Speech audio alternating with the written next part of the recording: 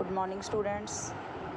आज हम हमारी बुक आरोह में काव्य खंड का लेसन सेकंड स्टार्ट कर रहे हैं, मीरा के पद।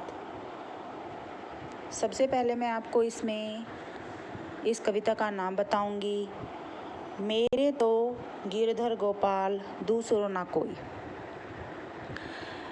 इस पद में कवित्री मीरा जी हैं, जो उन्होंने अपना सारा जीवन श्री कृष्ण जी की भक्ति और भावना में समर्पित किया हुआ है और वह लोक लाज को त्याग कर और सारी कुल मर्यादा के बंधनों को तोड़कर संतों की संगति में चली जाती है और श्री कृष्ण की भक्ति में सदैव लीन रहती है।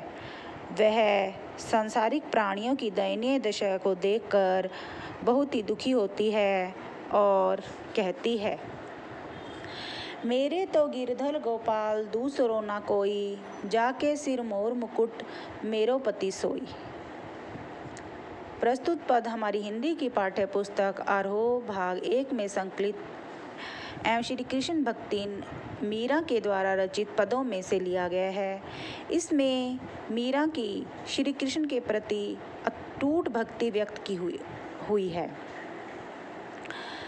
मीरा श्री कृष्ण को अपना सब कुछ मानती है। वह उसके प्रति इस प्रकार समर्पित है कि उसने भक्ति के मार्ग में बाधा डालने वाले अपने सभी सगे संबंधियों से भी रिश्ता नाता तोड़ दिया है। व्याख्या।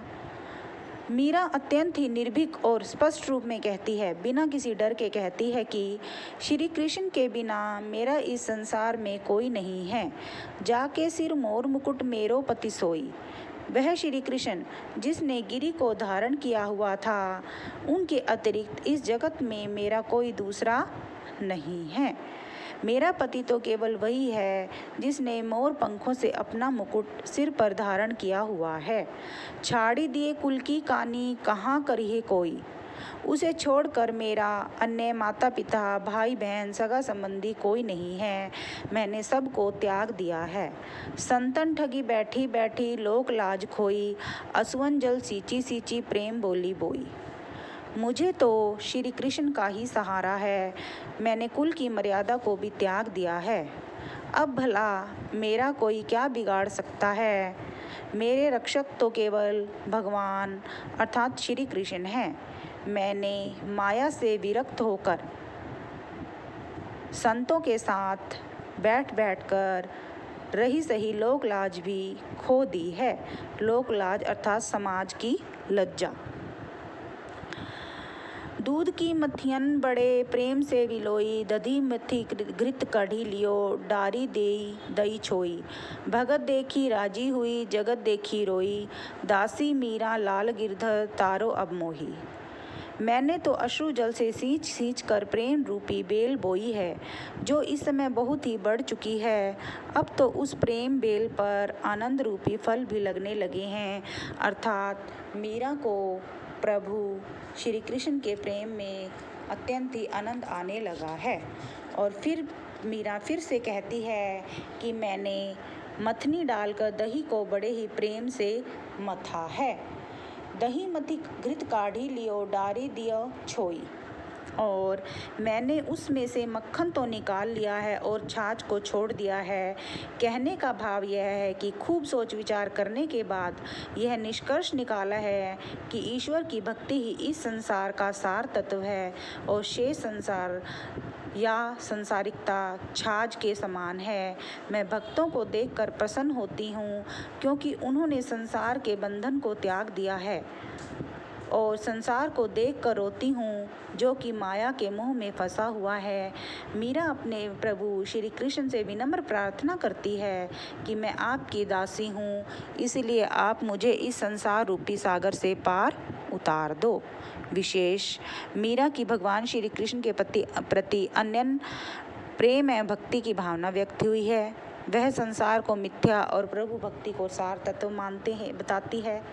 संपूर्ण पद संगीतात्मक है। गिरधर गोपाल लाल कृष्ण के लिए सुंदर विशेषणों का प्रयोग हुआ है। बैठी बैठी सींची सींची में पुनरुक्ति प्रकाश अलंकारों का प्रयोग हुआ है। इसके अतिरिक्त राजस्थानी भाषा के द्वारा भी काव्य को सुंदरता प्रदान की गई है। नेक्स्ट पैरा है जी।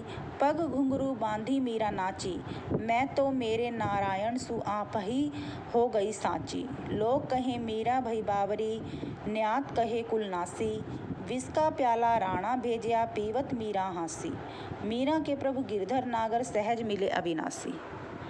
इस पद में मीरा ने बाहरी आडंबरों और लोक लाज को त्याग कर श्री कृष्ण की भक्ति में लीन रहने का वर्णन किया है और मीरा को लोग इस पद में पागल बताते हैं।